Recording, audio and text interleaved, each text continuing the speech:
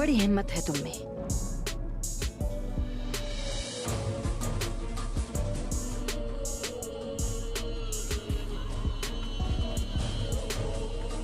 कहाँ लेके जा रहे हो हमें? जहन्नुम में ले जा रहे हैं तुम्हें। तुम सब मरोगे, मरोगे। अब तक तो तुम्हें मर जाना चाहिए था।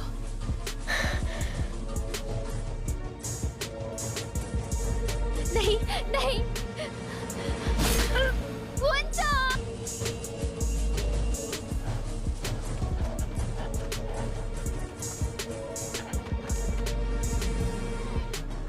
अब ठीक नहीं होंगी, नहीं होंगी।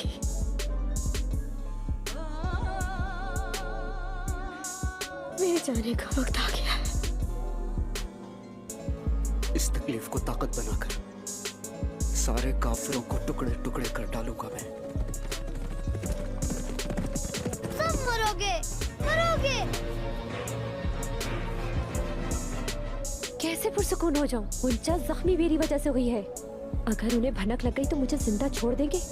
लेकिन मुझे कैसे पता चलेगा कि मामला बिगड़ रहे हैं? तुमने मुझे धोखा दिया है।